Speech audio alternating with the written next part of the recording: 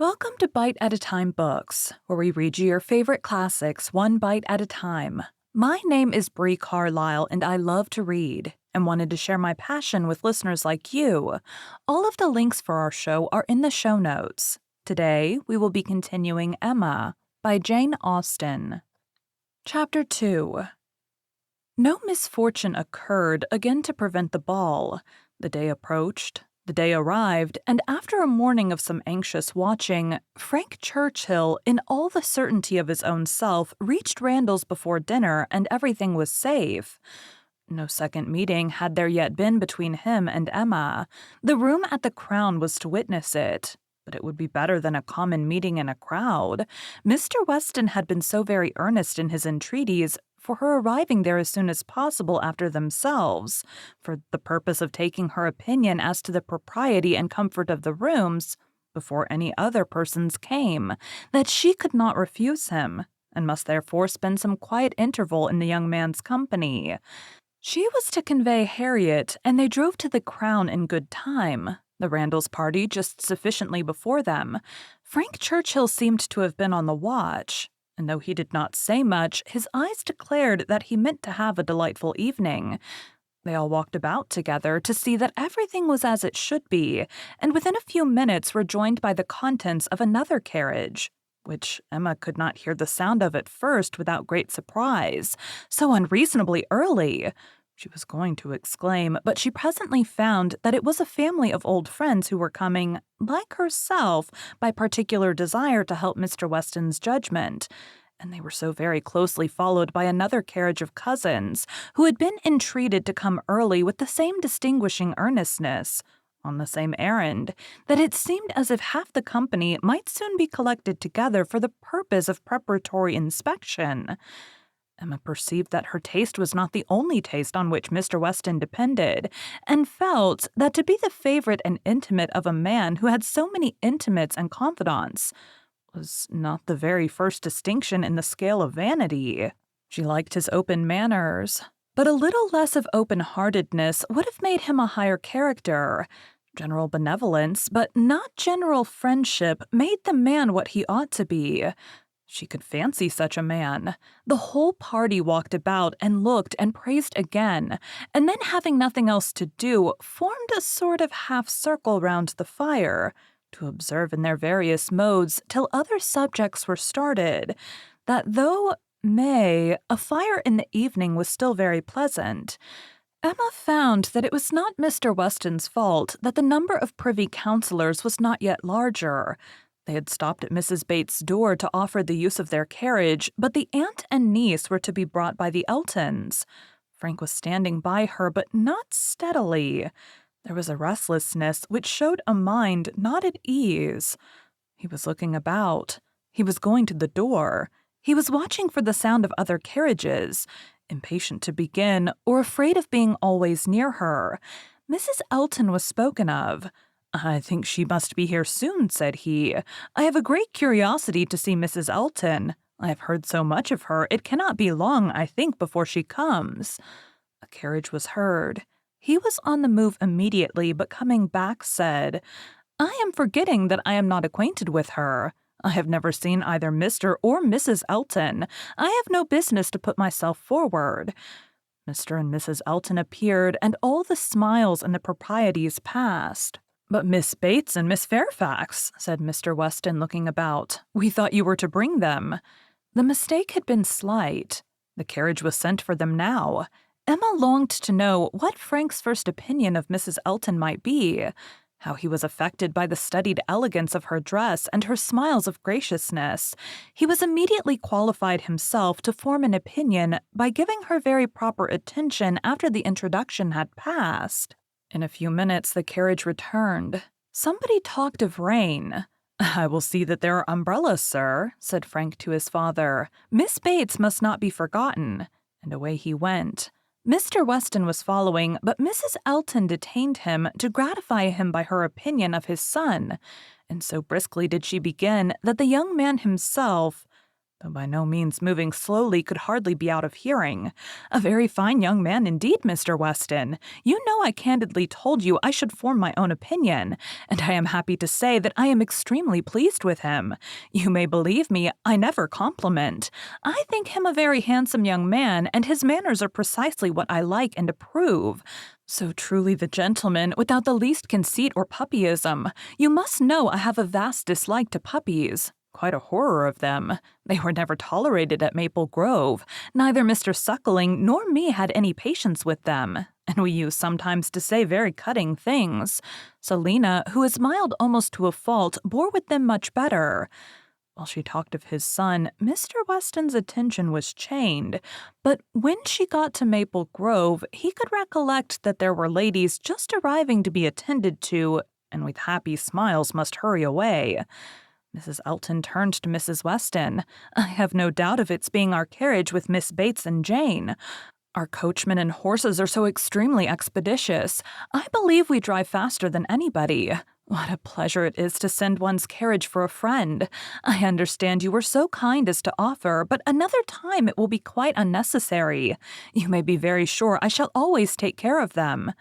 Miss Bates and Miss Fairfax, escorted by the two gentlemen, walked into the room, and Mrs. Elton seemed to think it as much her duty as Mrs. Weston's to receive them. Her gestures and movements might be understood by anyone who looked on like Emma, but her words, everybody's words, were soon lost under the incessant flow of Miss Bates, who came in talking and had not finished her speech under many minutes after her being admitted into the circle at the fire.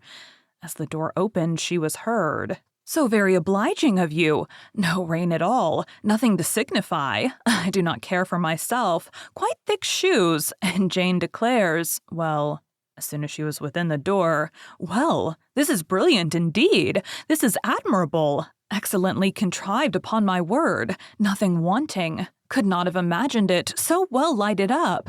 Jane, look. Did you ever see anything? Oh, Mr. Weston, you must really have had Aladdin's lamp. Good Mrs. Stokes would not know her own room again. I saw her as I came in. She was standing in the entrance. Oh, Mrs. Stokes, said I, but I had not time for more." She was now met by Mrs. Weston. "Very well, I thank you, ma'am. I hope you are quite well. Very happy to hear it. So afraid you might have a headache, seeing you pass by so often, and knowing how much trouble you must have. Delighted to hear it indeed. Ah, dear Mrs. Elton, so obliged to you for the carriage. Excellent time. Jane and I are quite ready.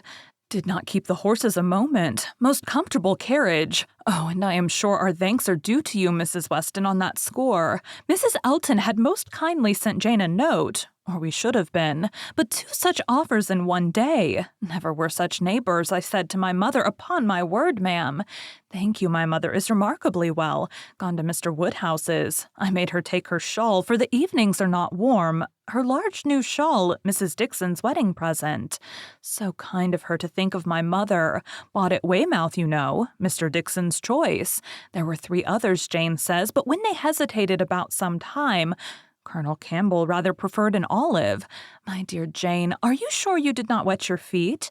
It was but a drop or 2, but I am so afraid. But Mr. Frank Churchill was so extremely, and there was a mat to step upon. I shall never forget his extreme politeness. Oh, Mr. Frank Churchill, I must tell you my mother's spectacles have never been in fault since. The rivet never came out again. My mother often talks of your good nature, does not she, Jane? Do we not often talk of Mr. Frank Churchill? Ah, here's Miss Woodhouse. Dear Miss Woodhouse, how do you do? Very well, I thank you, quite well. This is meeting quite in fairyland. Such a transformation. Must not compliment, I know. Eyeing Emma most complacently. That would be rude, but upon my word, Miss Woodhouse, you do look. How do you like Jane's hair? You are a judge. She did it all herself. Quite wonderful how she does her hair. No hairdresser from London, I think, could. Ah, Dr. Hughes, I declare, and Mrs. Hughes. Must go and speak to Dr. and Mrs. Hughes for a moment. How do you do? How do you do? Very well, I thank you. This is delightful, is not it? Where's dear Mr. Richard? Oh, there he is. Don't disturb him. Much better employed talking to the young ladies. How do you do, Mr. Richard? I saw you the other day as you rode through the town. Mrs. Ottaway, I protest, and good Mr. Ottaway and Miss Ottaway and Miss Caroline. Such a host of friends, and Mr. George and Mr. Arthur. How do you do? How do you all do? Quite well. I am much obliged to you. Never better. Don't I hear another carriage? Who can this be? Very likely the worthy Coles. Upon my word, this is charming to be standing about among such friends. And such a noble fire, I am quite roasted. No coffee, thank you for me, never take coffee. A little tea if you please, sir, by and by.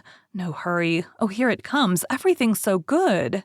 Frank Churchill returned to his station by Emma, and as soon as Miss Bates was quiet, she found herself necessarily overhearing the discourse of Mrs. Elton and Miss Fairfax, who were standing a little way behind her.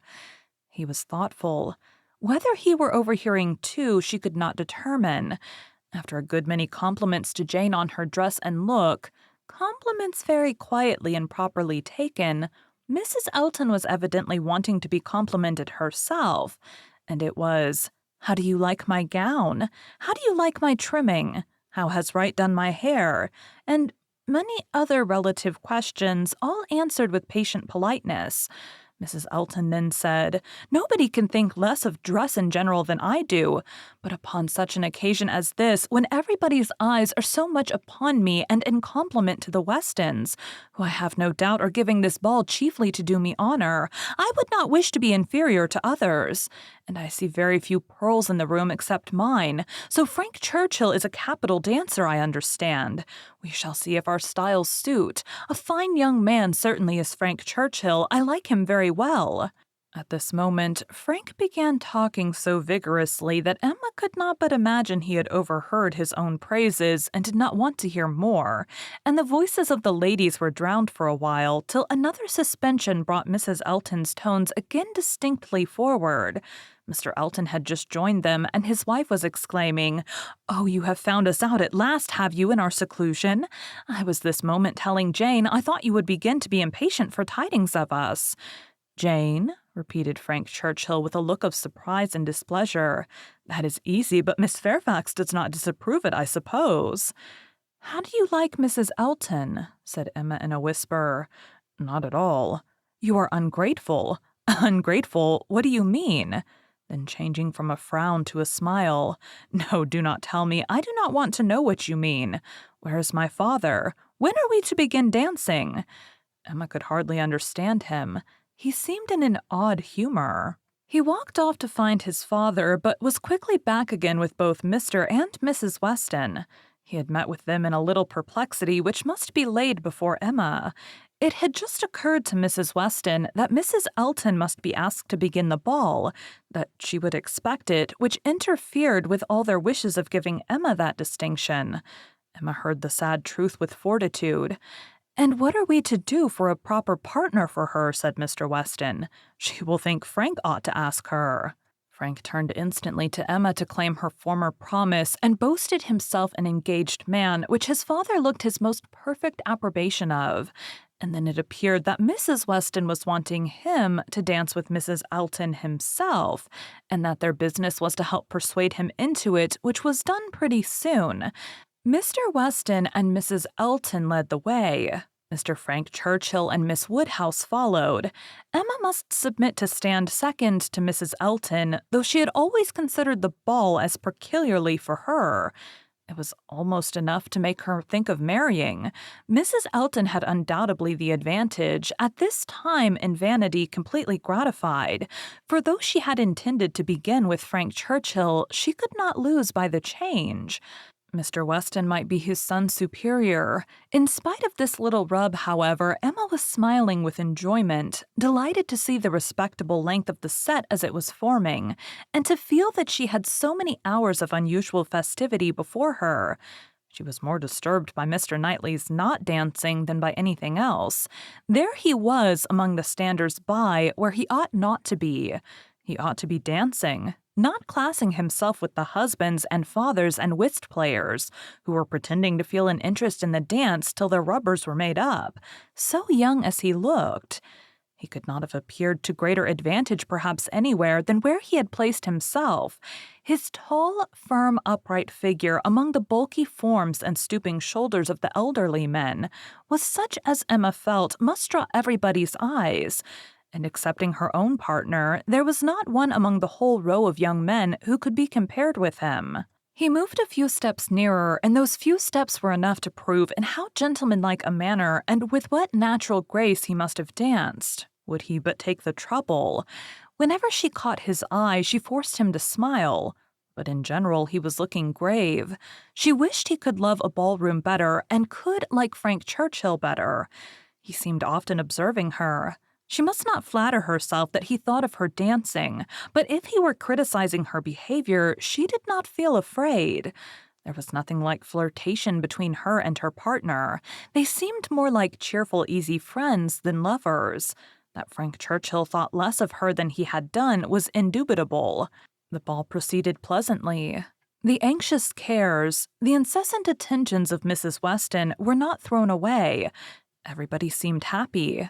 And the praise of being a delightful ball, which is seldom bestowed till after a ball has ceased to be, was repeatedly given in the very beginning of the existence of this.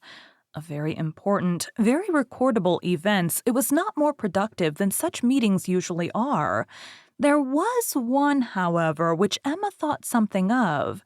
The 2 last dances before supper were begun, and Harriet had no partner. The only young lady sitting down, and so equal had been hitherto the number of dancers that how there could be any one disengaged was the wonder. But Emma's wonder lessened soon afterwards on seeing Mr. Elton sauntering about. He would not ask Harriet to dance if it were possible to be avoided. She was sure he would not, and she was expecting him every moment to escape into the card-room. Escape, however, was not his plan. He came to the part of the room where the sitters-by were collected, spoke to some, and walked about in front of them as if to show his liberty, and his resolution of maintaining it. He did not omit being sometimes directly before Miss Smith, or speaking to those who were close to her. Emma saw it. She was not yet dancing. She was working her way up from the bottom, and had therefore leisure to look around, and by only turning her head a little she saw it all.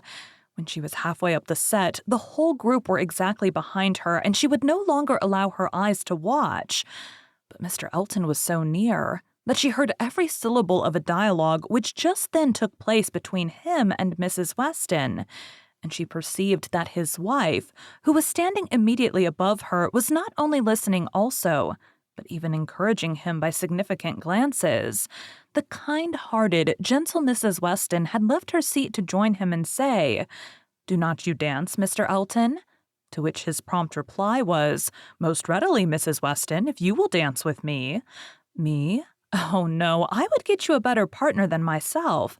I am no dancer." "If Mrs. Gilbert wishes to dance," said he, "I shall have great pleasure, I am sure, for though beginning to feel myself rather an old married man, and that my dancing days are over, it would give me very great pleasure at any time to stand up with an old friend like Mrs. Gilbert."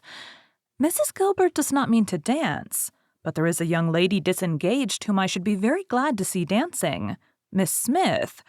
"Miss Smith? Oh, I had not observed. You are extremely obliging, and if I were not an old married man— But my dancing days are over, Mrs. Weston. You will excuse me. Anything else I should be most happy to do at your command, but my dancing days are over."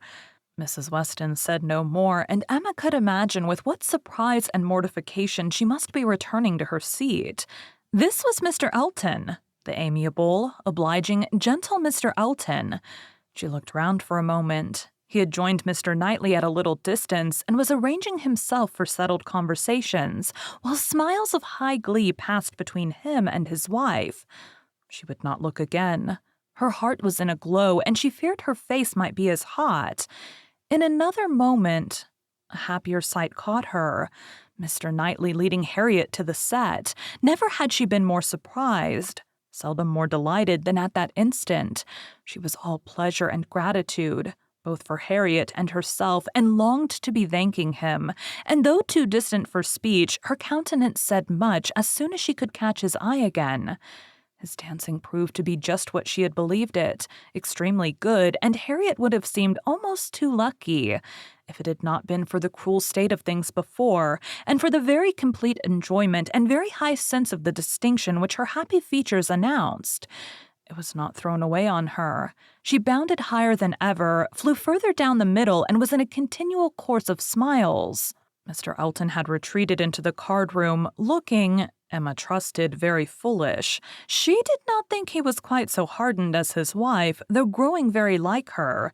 She spoke some of her feelings by observing audibly to her partner, "Knightley has taken pity on poor little Miss Smith. Very good-natured, I declare." Supper was announced. The move began, and Miss Bates might be heard from that moment without interruption till her being seated at table and taking up her spoon.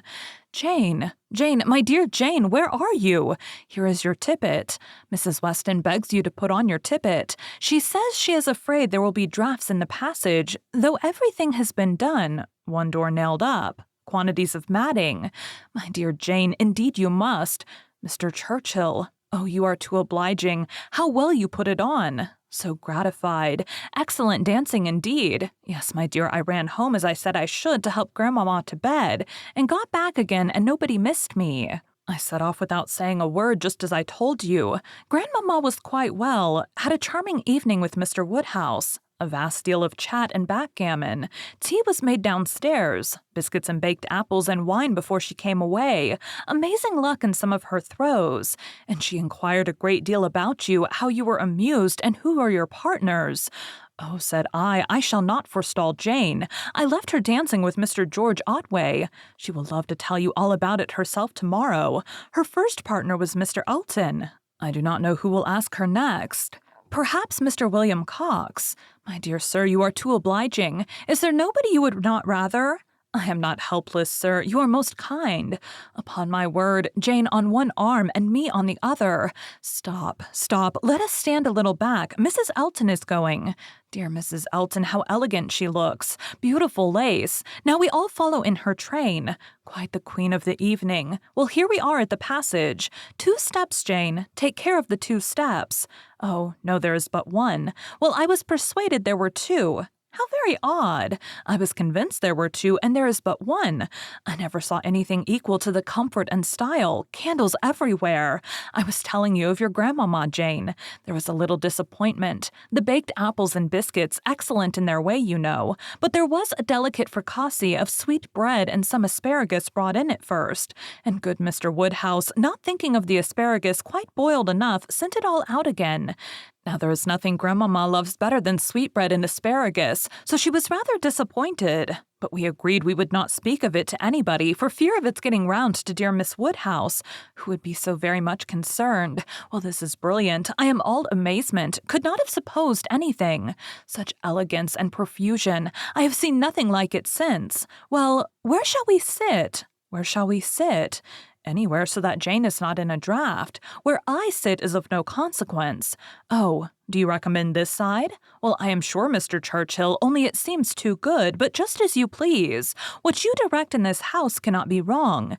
Dear Jane, how shall we ever recollect half the dishes for Grandmama? Soup, too. Bless me, I should not be helped so soon. But it smells most excellent, and I cannot help beginning.